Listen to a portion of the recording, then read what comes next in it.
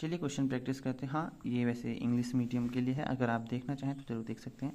तो आज का हमारा क्वेश्चन है जो क्वेश्चन नंबर 4 की हम प्रैक्टिस कर रहे हैं, जहाँ पर हम पहले सॉल्व करेंगे क्वेश्चन नंबर 3 को। 3, 6, 9, 12। जो दूसरा क्वेश्चन है वो है 2, 4, 8 अप टू 32, बीच में 16 है, क्या करना, ठीक है। एंड द थर्ड क्वेश्चन है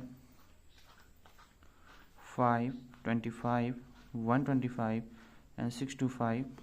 एंड फोर्थ क्वेश्चन हो जाएगा 2, 4, 6।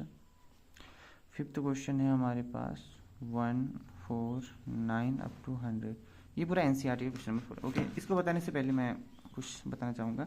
देखो, हमारे पास ये दो प्रकार के ब्रैकेट हैं, पहला ये हो जाएगा और दूसरा ये हो जाएगा, ठीक है। तो इनसे 4 कॉम्बिनेशन बनते हैं। पहला कॉम्बिनेशन ये, दूसरा कॉम्बिनेशन बनता है ये, तीसरा कॉम्बिनेशन ये, चौथा बनता है ये। इन दोनों का मतलब है इनइक्वालिटी के वे में अगर मैं कहूँ कि x जो है छोटा है, इसके अंदर x है मान लो, ठीक है, x की लिमिट है, मैं कहूँगा कि a और b से छोटा है। दूसरा हो जाएगा x जो है, इस केस में मैं कहूँगा कि दोनों इसके अंदर इंक्लूड हैं, तो दोनों इंक्लूड हो जाएंगे, दोनों चीज़ें अपर लिमिट और दोनों में वैल्यू जाएगी।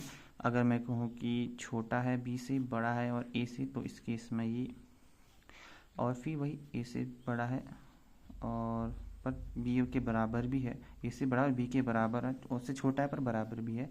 और मैं कहूँ कि जो x है बड़ा a से है और छोटा b से बराबर नहीं है, तो इस केस में यूज़ हम ये करेंगे, ठीक है। तो इन दोनों बराबर, छोटा x a से बड़ा है पर बराबर भी है, छोटा है पर बराबर भी। सिमिलरली बड़ा बराबर है पर छोटा है बराबर नहीं है, इसके भी दोनों के यूज़ हुआ है।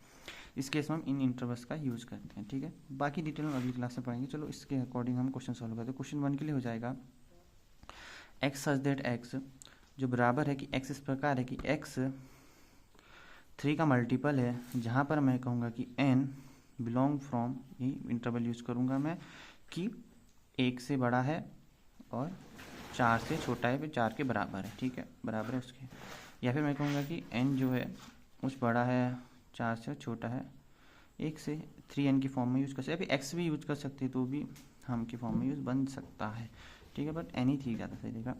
अगर मैं दूसरा यूज़ करूँ तो वो बन जाएगा 2 का मल्टीपल है, तो मैं कहूँगा x such that x is equal to 2 to the power n, जहाँ पर n की वैल्यू हो जाएगी less than 5 greater than equal to 1। अब जो क्वेश्चन नंबर 3 है, मैं आपको HW दे रहा हूँ। सिमिलरली क्वेश्चन नंबर 4 भी और 5th मैं खुद करूँगा, ठीक है। 5th में हो जाएगा कि x सच दैट जो कि x है वो बराबर हो जाएगा, क्या हो जाएगा, n का फॉर्म स्क्वायर फॉर्म में, जहाँ पर n की वैल्यू छोटी हो जाएगी 10 से, बड़ी हो जाएगी 1 से, और यही हमारा ओवरऑल क्या बनता है, आंसर। आई होप आपको समझ में आया होगा, ये भी अब समझ में आया होगा। बट इसके डिटेल में हम इस चीज़ को समझने के लिए, इनक्वालिटी के लिए अगली वीडियो में जरूर मिलेंगे।